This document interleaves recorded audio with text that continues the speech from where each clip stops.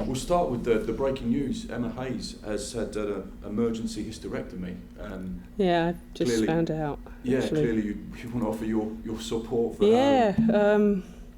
Yeah, really. I hope she's all right, number one.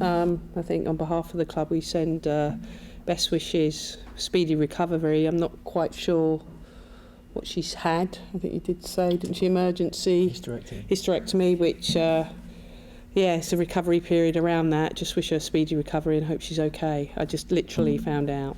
Have you ever been in a situation where you've had to miss games for whatever reason and leave your team in place? She made reference in her statement that she's got an excellent team and she'll be watching from home and be back when it's ready.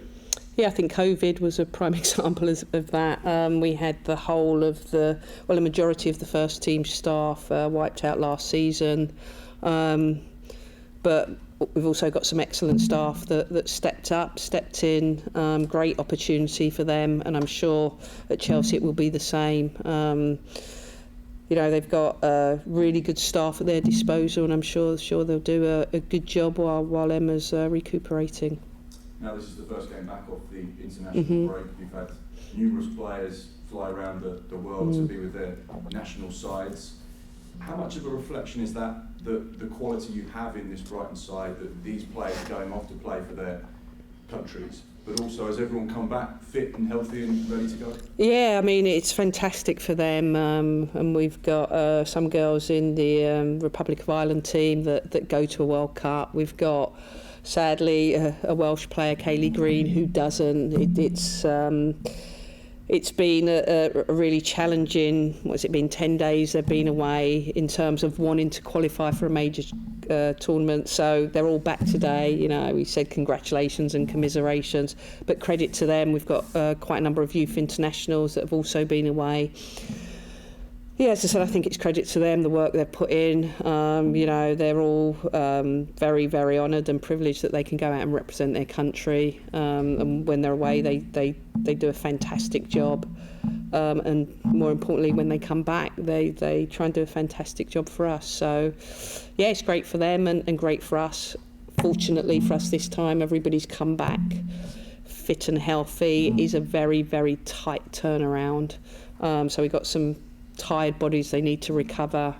Some of them just got back home last night, so this is why we've trained this afternoon to give them a bit of recovery time. But it does mean we've got limited time, as Man United will have the same in terms of preparation. So, but credit to them, they've all come in very professional and just got on with it, really. You've touched upon Manchester United there, next game, and a huge challenge for your Brighton side, particularly with United having won both of their WSL games so far this season. What type of a game are you expecting, and where will they cause you problems? Very good side. They were a good side last season. I think they've got more depth this season, including one of our own, Maya Letitia, who's gone there. We know very, very well. Yeah, we expect it to be tough. They're full of international players, good technicians. We know what we're up against, but we've got some fighting spirit, and it's for us to try and upset them and get something out of the game. Can you learn from the Arsenal match things that perhaps you could take into this Manchester United game? I think we learn from every match, to be honest, whether we win or we lose. I think it's really important to do that. I think the Arsenal game was perhaps slightly different. We lost a player very, very early on, and our backs were against the wall, and we spent most of that game defending. I'm not saying we wouldn't have, even if we had 11 players, but I think it showed that we've got discipline and some character. I mean, we really, really worked hard in that game, but I think we got tired towards the end, and Arsenal capitalised on that. Hopefully, against Man United, we keep all 11 on, and we try and implement the things that we've been working on. But I would say every game we play, whoever it is, we played Reading, we learnt a lot from that. We played Birmingham in the Cup, we learned a lot from that. I think every game we play, we learn something.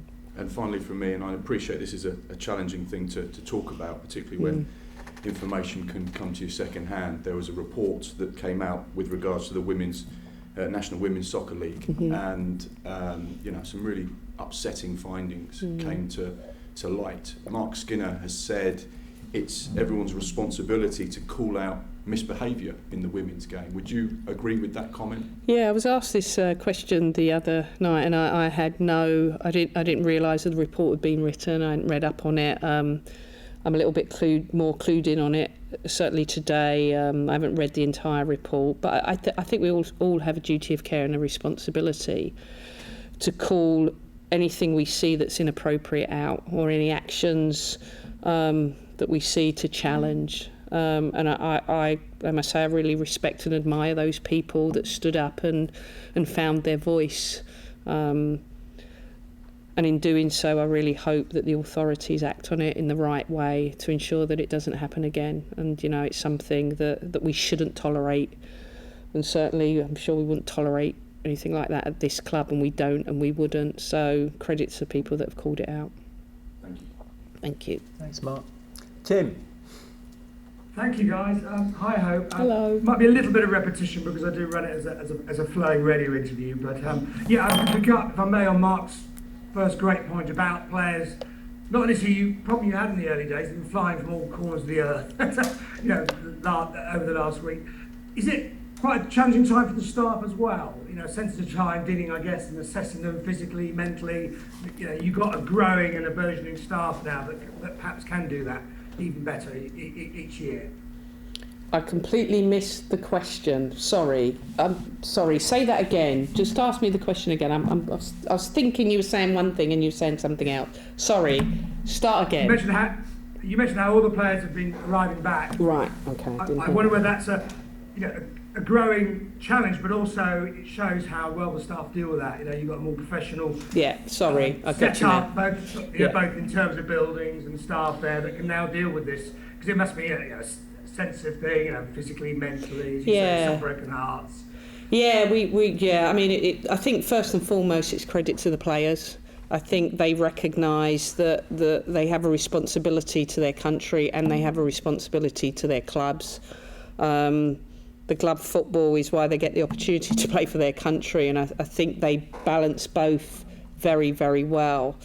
And our role as staff, we have all the medical provisions, the psych provisions, to support them in whatever area they need when they return. There's always communication between our medical team and their medical team. There's communication between the technical staff and their technical staff. So it's as professional as it can be, given the short amount of time and the quick turnaround.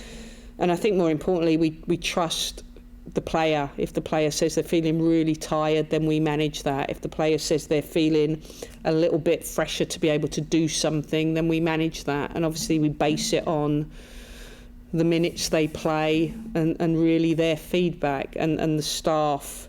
You know, we have meetings about the players, you know, quite regularly. How many minutes should they do? What does their loading look like? And it just helps us in the build-up to the game on Sunday. And you hinted that Manchester United will have had a similar situation. It's quite a level playing field. They've had a lot of players away too. So both sides will be going into the big game in that situation. Yeah, I think the only probably advantage they have is probably a bigger squad of players to select from. You know, I'm not sure that everybody played, you know, like Kaylee played 2 games, you know, qualifying 120 minutes. So there are some advantages and disadvantages on both, but generally everybody's in the same situation. International players probably their first day back in today after travel yesterday. So preparation time is limited for everybody, and you just got to get on with it.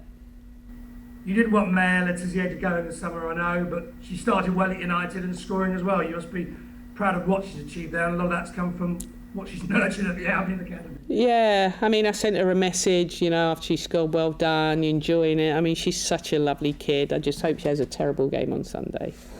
Yeah, totally understand. They have started well as a side, haven't they? Every year they look like they're getting stronger. It's going to be a tough challenge. Yeah, they've got some quality players. I think, you know, it's easier, I would argue, for them to attract top quality players. And they look like they've done that really well. But we've faced top quality opposition before, you know, and done a good job, and we're just going to put every bit of effort we can into the game, and hopefully we get something out of it. I was going to say, you must travel there with confidence to win over Reading, and also the seemingly openness of the league early on, sides beating the other side. Yeah, I think we can only focus on ourselves and what's ahead of us. So we just prepare for them like we've prepared for every other the team. If we execute the strategy and we do it well and consistently, we give ourselves the best possible chance, and that's what we're going to try and do.